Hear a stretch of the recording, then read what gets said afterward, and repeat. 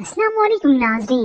गौमसीर नकाब की next episode में आप देखेंगे इधर बिलाल जो कि सलीम चचा के घर आया, वो वापसी पर उसे टिफिन दे रहे हैं तो उधर सारी खबर इसकी हो गई इस तैमूर को। और तो और ये तैमूर अपना आदमी भी भेज चुका है इस ईमान के घर पर, जो वहीं ऊपर किराएदारों के पास रहता है और इनका जीना हराम कर देता है। मगर ऐसे में इस तैमूर को हरगिज अंदाजा नहीं कि जिन कंटेनर्स पर इसने नजर रखने के लिए इस आदमी को रखा था वो तो वहाँ से हट गया, जिसकी वजह से अब इस तैमूर को बहुत बड़ा नुकसान उठाना पड़ेगा। मगर इससे पहले यहाँ पर ईमान का आज पार्ट फर्स्ट का एग्जाम है, जिसके लिए सलीम चचा उसे कराची ले आए हैं। वो यहाँ पर आती है तो सारी यादें जैसे ताजा हो गई हों। और तो और इस यूनिवर्सिटी में आकर आहत के साथ बिताए हुए वो पल भी याद आते हैं। वालिद से बात हुई तो कह देती है, सांप तो हमारी आस्तीन से भी निकल आता है अब्बा। और हकीकत है ऐसा ही है। तैमूर का वो आदमी यहाँ पर इनके साथ कराची आ जाता है।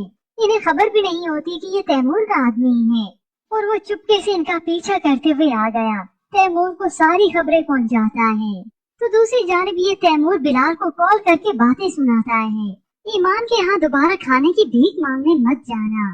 ये सुनकर बिलाल को समझ आ गया कि इसने मुझ पर नजर रखी हुई है, तो बिलाल भी सुना देता है, आपको वहाँ पर मेरे जाने से प्रॉब्लम है या फिर भीख मांगने की? तैमूर उसकी किसी भी बात का जवाब नहीं देता, बल्कि अपना हुक्म ही सुनाता है। अब अगर तुम दोबारा टंडू आदम गए तो मैं इसे अपनी इंसल्ट समझूंगा।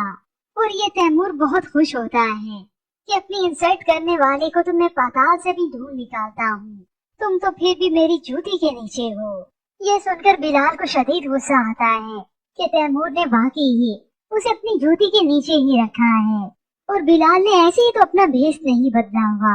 अगर वो इन लोगों को अपने इरादे बता देता तो कभी कामयाब ना हो सकता।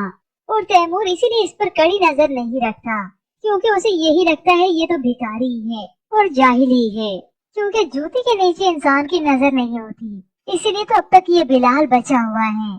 मगर बेबस दूसरी जानिब तो ड्रामे की कहानी में उस वक्त ट्विस्ट आता है और खास तौर पर ईमान की जिंदगी में एक नया तूफान, जब तैमूर का आदमी इनके सामने आता है और जानबूझकर ईमान के वालिद से बहस और तकरार करता है। ये सब सुनकर तो उन्हें गुस्सा आ गया। उन्होंने तकरार की, मगर ये शख्स तो जानबूझकर धक्का दे देता है और यानी इसी वक्त सड़क पर गाड़ी आई और इन्हें टक्कर मारकर चली जाती है। यूं ईमान के वालिद का एक्सीडेंट हो गया।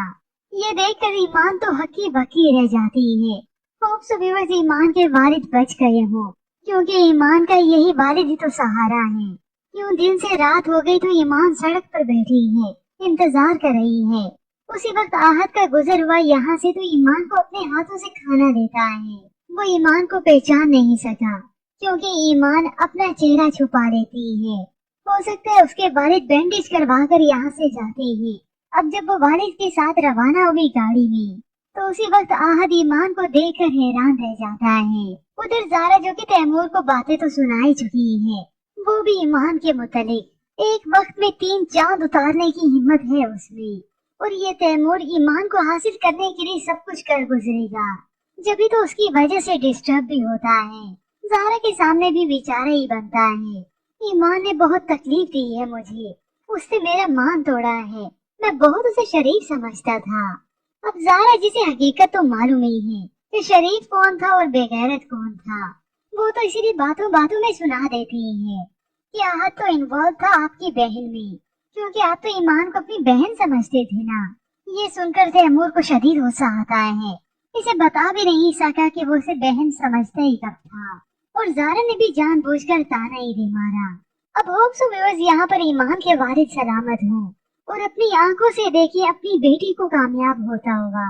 तो ऐसे में व्यूअर्स आपको क्या लगता है कि ईमान के वालिद थोड़े से जख्मी हुए होंगे या फिर अब की बार उनकी जान को है खतरा? मजीद ड्रामा रिव्यूज के लिए आप